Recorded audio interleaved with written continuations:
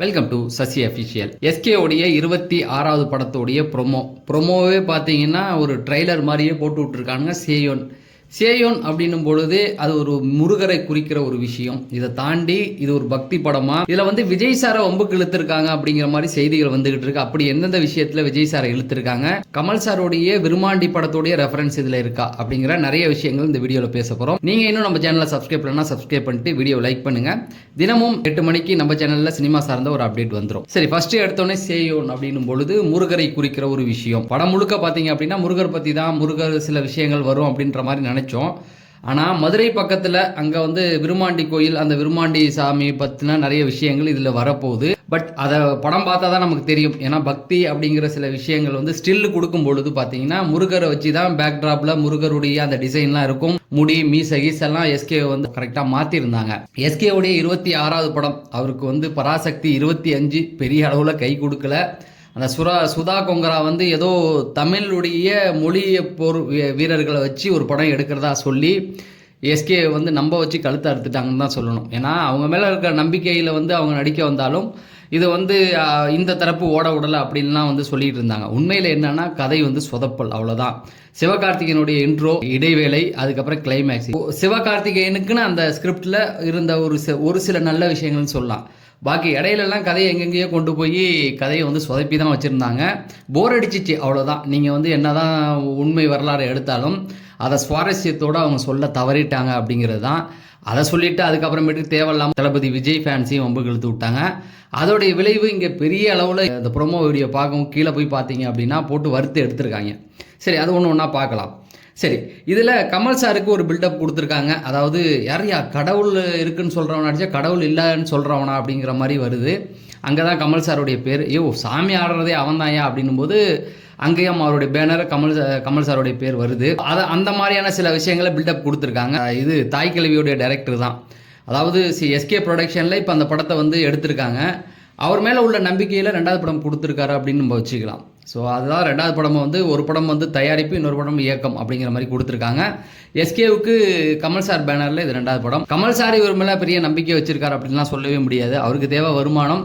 SK வச்சு படம் பண்ணால் வருமானம் வரும் அப்படிங்கிறது தெரியும். ஆனால் கமல் சார் அதை ப்ரொடியூசராக தன்னுடைய வேலையை சூப்பராக பண்ணிடுவார். அதை நீங்கள் அமரன் படத்திலே பார்த்துருக்கலாம். அந்த படம் ஒரு டிராமாட்டிக், ஒரு ஒரிஜினல் ஸ்டோரியை பேஸ் பண்ணி எடுத்திருந்தாலும் எஸ்கே மாதிரி ஒரு ஆட்களுக்கு 300 கோடி அப்படிங்கிறது சாதாரண விஷயம் கிடையாது. கமல் சாருடைய பேனர் கொண்டு போய் சேர்த்துச்சு எல்லா இடத்துலையும். அது ஒரு பெரிய வசூல் எடுத்தது. கண்டிப்பாக இந்த படத்தையும் அந்த அளவுக்கு கொண்டு போவார். இதில் கமல் சாருக்கு வருமானம் இருக்குது, ப்ளஸ் எஸ்கேவுக்கு அவருடைய பேர் வருது இல்லையா, அதுதான். இந்த 2 விஷயமே 2 பேருக்குமே யூஸ் ஆகுது. சரி, கமல் சாருக்கு ஒரு பில்டப் கொடுத்துட்டாங்க. விருமாண்டியோடைய ரெஃபரன்ஸ் இருக்குமா அப்படின்னு கேட்டிங்கன்னா படம் பார்க்கணும். ஏன்னா விருமாண்டி படத்துடைய ரெஃபரன்ஸ் வைப்பாங்களா அப்படிங்கிறது தெரியல. ஆனால் என்னுடைய நம்பிக்கை என்ன அப்படின்னு பார்த்தீங்கன்னா கண்டிப்பாக எங்கேயாவது ஒரு இடத்துல கமல் சாருடைய அந்த விருமாண்டியோடைய ரெஃபரன்ஸ் இருக்கிறதுக்கு நிறைய வாய்ப்புகள் இருக்குது. ஏதோ ஒரு இடத்துல கமல் சார் வருவார் அப்படிங்கிற மாதிரி எனக்கு ஒரு நல்ல தமையந்தின்னு ஒரு படம், அதை கிளைமேக்ஸில் போவார். அதுலேயே விருமாண்டி கெட்டப்பில் தான் வருவார்.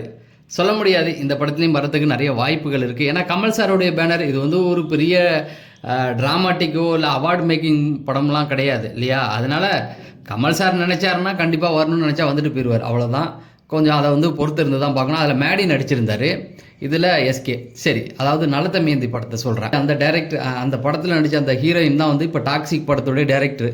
இந்திய அளவில் பெரிய வசூல், கிட்டத்தட்ட உலக அளவில் இப்பயே படம் ரிலீஸ் ஆகலை, 300 கோடிக்கு மேலே வசூல் பண்ணிடுச்சு அந்த படம். சரி, அதை விட்டுடுவோம். இதில் எஸ்கே உடைய அந்த கேரக்டர் முதல்ல விஜய் சாரை வம்புக்கு இழுத்துருக்காங்களா அப்படின்னும் போது ஒரு டைலாக் கேட்கும்போது நமக்கு அப்படி தோணுது. ஓஜி சம்பவம் அப்படிங்கிறது அதெல்லாம் முடிச்சதுக்கு அப்புறமேட்டுக்கு அவன் பாட்டுக்கு பட்டாளன்னு சுற்றிக்கிட்டு இருந்தான். அதுக்கப்புறமேட்டுக்கு போராட்டம்னு போயிட்டு இருந்தான். அவனை கூப்பிட்டு வான்னொன்னே அடுத்தது அவன் வந்துட்டான். அப்படிங்கும்போது பட்டாளன்னும் போது அமரன் படத்தை குறிக்குது, போராட்டங்கும்போது பராசக்தி படத்தை குறிக்குது. மேபி பராசக்தி அந்த படம் போது ஒரு சில கிளாஷ் நடந்தது தான், இல்லைன்னு சொல்ல முடியாது. ஆனால் அந்த விஷயத்தை வச்சு விஜய் சாரை வம்புக்கு இழுத்துருக்காங்களான்னு கேட்டால் கண்டிப்பாக இழுப்பாங்க. ஏன்னா கமல் சாரை அப்படி பண்ணக்கூடிய ஆள் தான். உடனே கமல் சாரை எனக்கு பிடிக்காதுன்னு சொல்ல வேணாம். நீங்கள் கமல் சாரை பொறுத்த வரைக்கும் ஒரு சில விஷயங்களை அப்புறம் பண்ணி விட்ருவார். ரஜினி சாரையே வம்புக்கு இழுத்தவர் தான். அதாவது பந்தி போட்டு இலைக்கு சாப்பாடு கீப்பாடெல்லாம் போட்டு நான் வரமாட்டேன்னு சொன்னது ரொம்ப தப்பு அப்படிங்கிற மாதிரி ரஜினி சார் அரசியலுக்கு வராத அவர் மேடையிலே விமர்சனம் பண்ணவர் தான். அதுக்கப்புறமேட்டுக்கு ரஜினி சார்கிட்டே எனக்கு ஆதரவு கொடுக்கணும்னு கேட்ட மனிதர் தான். அவர் வருமானத்துக்காக ஒரு சில விஷயங்களை வந்து இதெல்லாம் பண்ணால் வருமானம் ஒரு ஹைப் ஏறும் அப்படிங்கிறதுனால இந்த மாதிரி சில விஷயங்கள்லாம் வைக்கிறது உண்டு. ஏன்னா அது விஜய் ஃபேன்ஸ் வந்து அப்படி தான் எடுத்துக்கிட்டாங்க அப்படிங்கிறது. இந்த ட்ரெய்லர் இந்த ப்ரோமோ வீடியோ கீழே போய் பார்த்தீங்கன்னாவே நிறைய பேர் வந்து விஜய் ஃபேன்ஸ் வந்து இதை கழுவி ஊற்றிருக்காங்க. இல்லைன்னு சொல்ல முடியாது, பண்ணியிருக்காங்க. அந்த பாட்டி வந்து சொல்லுதில்ல இது நிஜமான ஓஜி சம்பவம்னு, அதை ஒருத்தர் என்ன போட்டிருக்காருன்னா அப்போ சத்தியமாக காமெடி படமாக இருக்கும் போல் அப்படின்னு சொல்கிற மாதிரி நிறைய விஷயங்கள் வந்து அந்த ப்ரோமோ கீழே இப்போ பார்த்தீங்கன்னாவே தெரியும், போட்டு கலாச்சிலாம் விட்டுருக்காங்க. ஆனால் எஸ்கேயை பொறுத்த வரைக்கும் நான் பார்த்து வியந்தது என்னென்னா, ஒரு 15 வருஷத்துக்கு முன்னாடி அந்த சூப்பர் சிங்கரில் ஆங்கராக இருந்த அந்த எஸ்கேவுக்கும் இன்றைக்கும் பார்க்கும்போது எவ்வளோ டிஃப்ரெண்ட் இருக்குது அப்படின்னு தன்னை நாளுக்கு நாள் மெருகேற்றிக்கிட்டே வராரு. ஒவ்வொரு படத்துலையும் ஒரு வித்தியாசத்தை கொடுக்குறாரு. முக்கியமாக அமரன் படத்துக்கு அப்புறம் அவர் பண்ண ப்ராஜெக்ட்லாம் எடுத்து பார்க்கும்பொழுது அமரன் படத்தில் உடம்பை ஏற்றி எவ்வளோ மெனக்கட்டிருக்காரு அப்படிங்கிறது நல்லாவே தெரியும். அதுக்கப்புறமேட்டுக்கு வந்து மதராசி படம் பார்த்துருப்பீங்க. மதராசி படத்துலையும் வந்து ஒரு ஆக்ஷன் ஹீரோவுக்கு தேவையான எல்லா விஷயத்தையுமே கொடுத்துருந்தாரு. ஆக்டிங் வைஸாக கொடுத்துருப்பாரு, உடம்பெல்லாம் பெருசாக ஏற்றிருக்க மாட்டார். எப்படி வாலி படத்தில் அஜித் சார் வந்து 2 அஜித்தாக நடிக்கும்போது பெருசாக டிஃப்ரெண்ட்லாம் உடம்புல காமிச்சிருக்க மாதிரி ஆக்டிங் வைஸில் காமிச்சிருப்பாரு. அந்த மாதிரி ஒரு சில விஷயங்கள் அந்த படத்தில் ஆக்ஷன் ஹீரோவுக்கு தேவையான விஷயங்களை வச்சிருந்தாரு. பராசக்தி படமா டைரக்டர் சொதப்பி விட்டுச்சு, ஆனால் இந்த கேரக்டருக்காக ஒரு முழுசாக வந்து அர்ப்பணிச்சிருந்தாரு. அந்த ஆக்டிங் வைஸ் வந்து தன்னால் என்ன முடியுமோ அதை பெஸ்ட்டாக கொடுத்துருந்தாரு. அதே போல் தான் இந்த படமும் ஒரு ரூரல் கான்செப்ட், அதுவும் வந்து அதே சமயத்தில் வந்து வருத்தப்படாத வாலிபர் சங்கம், முருகன் இந்த படம்லாம் நடிச்சிருக்காரு. உடம்புலாம் ஏற்றிருக்காரு, நல்லா பார்த்தாவே தெரியுது, பேக்லாம் இருக்குது உடம்புல. கண்டிப்பாக வந்து இதுக்காக மெனக்கட்டு இருக்காரு அப்படிங்கிறது தான். எதுக்கு சொல்கிறேன் அப்படின்னா, சிவகார்த்திகை நாளுக்கு நாள் தன்னை டெவலப் பண்ணிட்டு வராரு. ஆக்டிங் வைஸாக காமெடி மட்டும் இல்லாமல் அவர் நினச்சிருந்தா அவருடைய பாணின்னு ஒன்று இருக்கு இல்லையா, டான் மாதிரி கான்செப்டில் ஒன்று எடுத்து அதில் காமெடி பண்ணிட்டு ஜாலியாக போயிடலாம். பட் மெனக்கட்டு ஒரு படத்துக்கும் வந்துகிட்டு இருக்காரு. அப்படிங்கும்போது அவருடைய அந்த வெற்றிக்கு காரணம் அதுதான், மெனக்கட்டுறாரு ஒவ்வொரு படத்துக்கும் அப்படிங்கிறது எனக்கு தோணுது. இந்த ப்ரோமோவுக்கு கீழேயே ஒருத்தர் வந்து எழுதியிருந்தார், நமக்கு வந்து எஸ்கே வந்து எதிரி கிடையாது, டிஎம்கே தான் எதிரி அப்படின்னு சொல்லி ஒரு தளபதி ஃபேனே வந்து எழுதியிருந்தார். அதை தான் சொல்கிறேன். சரி, இந்த படத்துக்குள்ளே வந்து இன்னும் நிறைய விஷயங்கள் இருக்குது. அதை வந்து இப்போ தான் வந்து ஆரம்பிச்சிருக்காங்க. இன்னும் இதில் 2 பேர் தான் நமக்கு தெரியும். எஸ்கே கூட இன்னொரு பாலா ஒருத்தர் வந்திருக்காரு. அவங்க 2 பேர் தான் நமக்கு வந்து தெரியும். அடுத்து யார் அப்படிங்கிறத வந்து தொடர்ந்து நமக்கு காமிப்பாங்க இனிமேல் தான் அடுத்தடுத்து.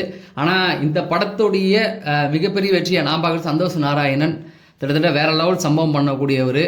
அவர் வந்து ரொம்ப நாள் தமிழ் சினிமாவில் காணும். ஹிந்தியில் வந்து சிகந்தர் படம் முருகதாஸ் வந்து சல்மான் கானை வச்சு பண்ணார் இல்லையா, அதுதான் அவர் வந்து பண்ண படம் நினைக்கிறேன். தெலுங்குல ஏதோ ஒரு படம் பண்ணியிருந்தாரு. அதுக்கப்புறம் வந்து பெரிய ப்ராஜெக்ட் எதுவும் பண்ணல, இப்போ தான் வந்திருக்காரு. எஸ்கேவுக்குமே வந்து சந்தோஷ் நாராயணன் இதான் ஃபர்ஸ்ட் டைம். 2 பேருக்கும் ஒரு நல்ல கெமிஸ்ட்ரி ஒர்க் ஆகும்னு நினைக்கிறேன். ஏன்னா எஸ்கேவுக்கு வந்து எப்போ எந்த ஒரு மியூசிக் டைரக்டர் போனாலும் ஒரு ஹிட் பாட்டு வந்துடும். இந்த படத்தில் எத்தனை பாட்டு வருது அப்படிங்கிறத பொறுத்து பார்க்கலாம். தொடர்ந்து நம்ம சேனலில் வந்து சினிமா சார்ந்த அப்டேட்டுகள் தினமும் வந்துகிட்டு இருக்கும். அது தெரிஞ்சுக்க நம்ம சேனலை சப்ஸ்கிரைப் பண்ணுங்க அப்படிங்கிறத சொல்லி நான் விடைபெறேன். நன்றி, வணக்கம்.